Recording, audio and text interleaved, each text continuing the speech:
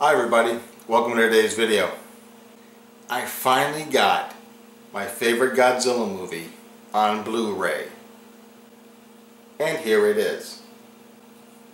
This is probably my favorite Godzilla film aside from the original 1954 classic, because it just had updated special effects,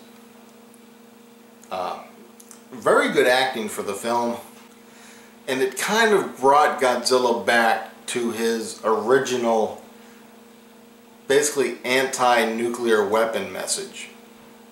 Now, this film was directed by Koji Hashimoto, and originally Toho Studios wanted Ishiro Honda to come back in and direct the film, but Mr. Honda decided against it because he didn't like what Toho had done to Godzilla during the 1970s. And if you want to know what I'm talking about, just watch Godzilla vs. Megalon.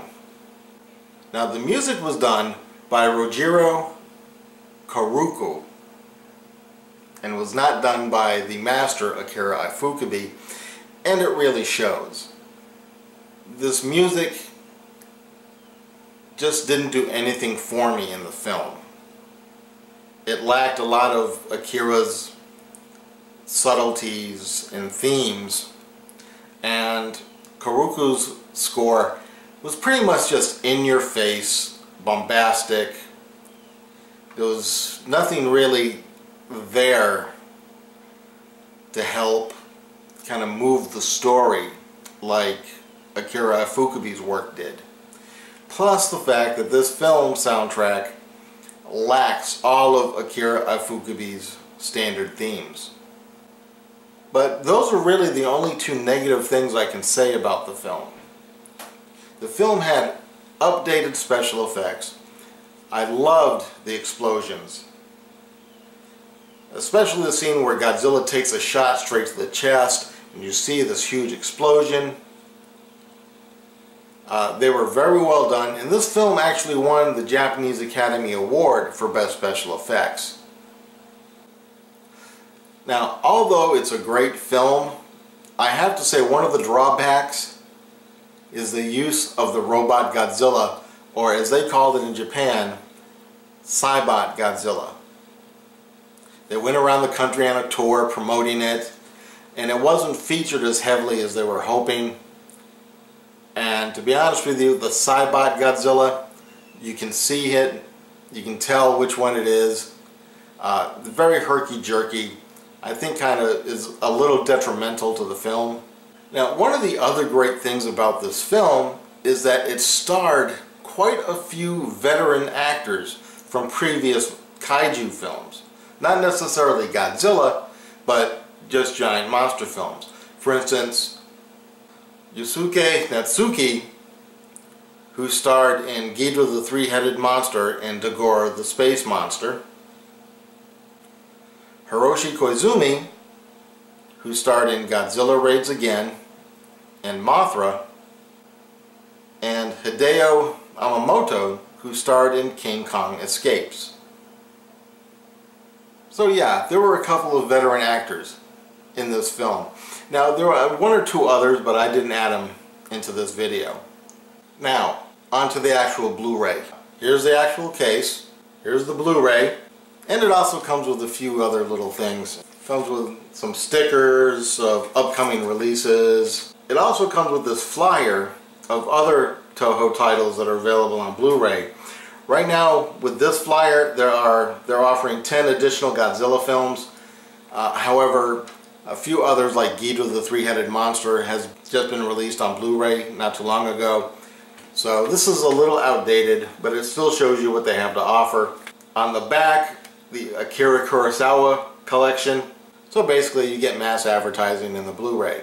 Let me talk about the good things about the Blu-ray. Of course, you now have Godzilla in full 1080p. However, as I've stated in a couple other videos, that these are simply upscales from the original films, and really, you know, they're not true 1080. They weren't filmed in high definition. I've mentioned it in the Daimajin trilogy, also the Gamera trilogy from the 90s. So basically, the overall picture quality of this Blu-ray is about 50% better than what you would get on a standard definition DVD. And here's an example.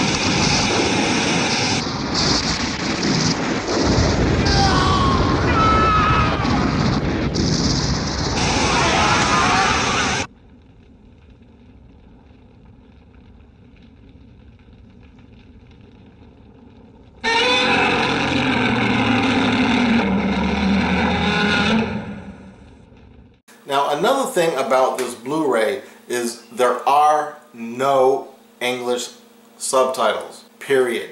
Basically, this Blu-ray is not intended for release outside of Japan. However, you can still mail order it like I did. So when you pop in the Blu-ray, you have a Japanese menu. Now, this is the initial menu that pops up. It's a still store. And it just looks like they took a frame from the film and ran it through some kind of a paint filter to give it an artistic look. But when you select for the next menu, that is when you get a video menu, which has all of the extras. One of the great things about the extras, and I loved it, I watched it like 3 times. Of course, I can't understand it, it's in Japanese. And that is, they actually went through some of the Godzilla films, found the locations that were represented by the miniatures. Now that's one thing that Godzilla films are famous for, are their miniature sets to be extremely accurate. So in this little documentary, they actually go to a lot of the locations that were represented in the miniatures and showed what they looked like back then in comparison to the miniatures, what they look like now in modern day Japan. And it's really a great documentary, and I found it to be very interesting. They also have a high definition trailer, which somebody has uploaded to YouTube, and I put that link in the description if you want to check it out. But overall, this Blu-ray was worth the investment. It's Godzilla in high definition, albeit only in upscale. One bad thing I can say is the fact that this Blu-ray is expensive. It cost me $73. I don't see why it would cost that much when Blu-rays average here in the States, what, $25? But I have to respect Toho because it's their property. It's their films. They can do what they want. They can charge what they want. Now, right now, the only way to get your hands on this film is either A, do what I did and order it from Japan, or B, you can get it on DVD through bootleg sources. Now, this film was released here in the States in 1985 by New Line Cinema, and so far has not seen any DVD release. Although back in the 90s, it saw a lot of release on video cassette. And again, the only way to get a DVD is through bootleg sources.